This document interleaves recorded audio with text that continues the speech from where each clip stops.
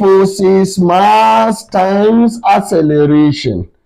Mass times acceleration, F equals to ma. For us to find the dimension of force, we say F equals to, what is dimension of mass? We already say for mass, we have capital M multiplied by acceleration. Dimension of acceleration is LT raised to the power of minus 2. That means say our F is equals to MLT raised to the power of minus 2. Definitely, the dimension of that force is equals to MLT raised to the power of minus 2. Now, we have seen a way to find the dimension of a given quantity that has a formula. We first write the formula, we substitute the values of that dimension. Now we wanted to prove whether the formula is right or wrong through dimension. If we were asked, for instance, to prove the formula B equals to U plus 80, we first understand each and every parameter there in the formula. We know for B is represent final velocity, likewise U represent initial velocity, A represent acceleration, and small t represent time. So the dimension of B is LT raised to the power of minus 1, that is for velocity. Likewise, U is the same thing as B. Why? Because it's all velocity. The only difference is this one is initial velocity and the other one is final velocity.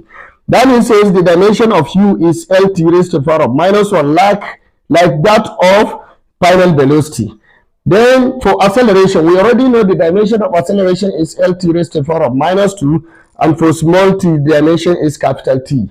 Then we substitute it back to the formula. The formula says B equals to U plus 80. The dimension of B is LT raised to the power of minus 1 equals to LT raised to the power of minus 1 plus A, which is acceleration, that is L2, LT raised to the power of minus 2 multiplied by T, capital T, that is the value. If you look at this substitution, it's still the same as the formula. Why? Because LT raised to the power of minus 1 represents final velocity. LT raised to the power of minus 1 represents initial velocity. Plus is there for A, acceleration. Dimension of acceleration, it says LT raised to the power of minus 2. Between A and T, there is multiplication. And for small t is capital T. That means says for simplifying, we have LT raised to the power of minus 1 equals to LT raised to the power of minus 1 plus LT raised to the power of minus 2 multiplied by T. According to the law of indices, if base are the same, for multiplication we what? We add the power. Then minus 2 plus 1. Why? Because this capital T represents, there is 1 under it, is only didn't show. Then we say minus 2 minus 1 will give us LT raised to the power of minus 1. Then we say LT raised to the power of minus 1 equals to LT raised to the power of minus 1 plus LT raised to the power of minus 1. It means we have 2 LT raised to the power of minus 1. According to the dimension formula law says the dimension of any constant number is 1. That means the dimension of 2 is 1. Then we have L2 raised to the power of minus 1 equals to LT raised to the power of minus 1. Then we say left hand side equals to right hand side.